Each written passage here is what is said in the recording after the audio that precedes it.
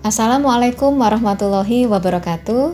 Selamat pagi Bapak-bapak, Ibu-ibu sekalian dan juga teman-teman. Senang bisa berjumpa dalam kondisi yang sehat pada kesempatan kali ini. Kali ini kita akan membahas dan berdiskusi tentang obat anti diabetes. Tentu Bapak-bapak dan Ibu-ibu sering mendapatkan mendengar pertanyaan atau bahkan bertanya pada diri sendiri, apakah perlu saya minum obat? Mengapa saya diberikan obat ini oleh dokter? Bahaya tidak obat ini buat ginjal saya? Apakah saya harus minum obat seumur hidup? Ataukah obat ini bisa saya lepas? Dan apa sih mekanisme kerja obat yang saya minum? Nah, sudah penasaran kan? Mari kita ikuti diskusi ke depan ini.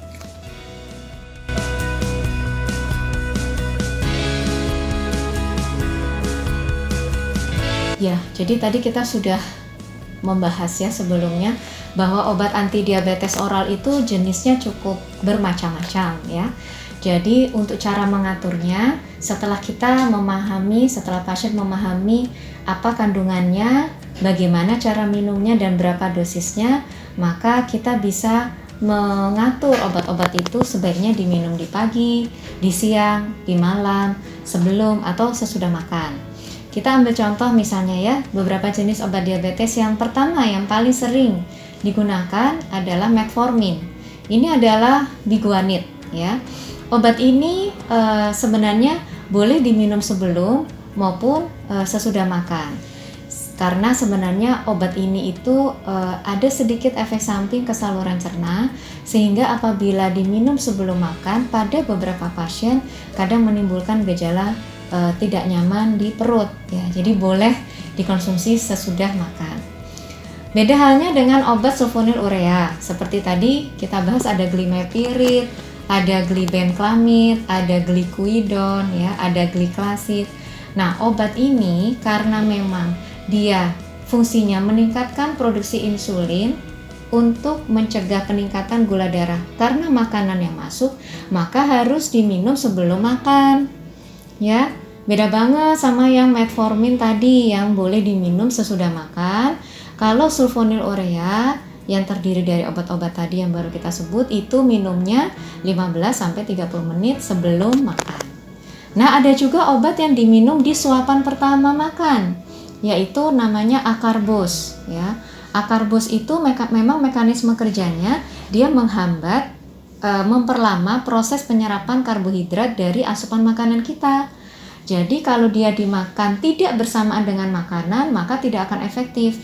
Dia akan efektif apabila dimakan bersamaan dengan makanan. Sehingga dia disarankan dimakan setelah suapan pertama makan, obatnya diminum, kemudian makanannya dilanjutkan sampai habis. Obat-obatan lain seperti glitazon, thiazolidinedion, yang sekarang beredar itu pioglitazon, itu juga sebenarnya boleh diminum sesudah makan. Pekerjaannya adalah meningkatkan sensitivitas insulin dan durasi kerjanya juga cukup lama, jadi masih cukup fleksibel dan bisa diminum sesudah makan. Lalu juga ada obat-obatan yang fungsinya untuk hormon saluran cerna untuk meningkatkan efisiensi kerja insulin dan produksi insulin. Nah, itu juga karena terkait dengan respon insulin, sebisa mungkin juga diminumnya sebelum makan ya, 15 menit sampai 30 menit sebelum makan. Mungkin juga ada obat satu lagi ya, kalau tidak salah yang bekerja di ginjal, yang mengatur penyerapan gula di ginjal. Nah, itu minumnya boleh sesudah makan.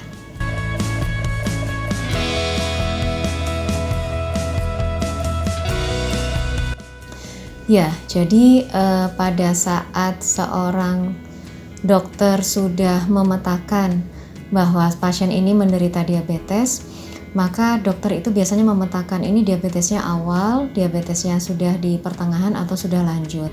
Disitulah dipilihkan obat-obat yang sesuai. Dokter biasanya akan memilihkan obat dengan dosis yang tidak terlalu tinggi terlebih dahulu untuk menghindari hipoglikemia atau efek samping yang lain. Idealnya obat-obat yang diberikan oleh dokter tidak menyebabkan hipoglikemia. Namun seringkali pada saat pasien itu mengetahui dirinya diabetes, dia maka secara otomatis akan mengurangi asupan makan, meningkatkan aktivitas fisiknya, dan ditambah dengan obat yang diberikan oleh dokter. Sehingga kadang-kadang respon penurunan gula darahnya cukup besar. Nah, pada kondisi-kondisi seperti ini, maka penggunaan obat anti diabetes di awal bisa berisiko meningkatkan hipoglikemia. Oleh karena itu, pemantauan gula darah itu menjadi salah satu aspek yang cukup penting pada pasien diabetes yang mendapatkan obat anti diabetes. Namun, sesering apa pemeriksaan gula darah itu tentu berbeda-beda untuk setiap pasien. Untuk pasien yang mendapatkan terapi insulin, terapi suntikan insulin, tentu pemeriksaan gula darahnya harus lebih sering. Untuk pasien-pasien yang berisiko mengalami hipoglikemia berulang karena asupan makan yang tidak terkontrol atau ada gangguan fungsi organ yang memudahkan hipoglikemia, pemeriksaan gula darah juga memerlukan lebih sering. Beda halnya dengan pasien-pasien yang diabetesnya masih awal, pemberian obat anti diabetesnya juga ringan, hanya 1 macam, dosis kecil, glukosa darahnya juga relatif sudah terkontrol. Nah, untuk pasien-pasien seperti ini tidak perlu melakukan pemeriksaan mandiri setiap hari. Mungkin berkala cukup 1-2 kali seminggu. Jadi banyak faktor yang perlu kita tentukan untuk memastikan apakah pasien perlu memeriksa gula darah terlebih dahulu atau tidak.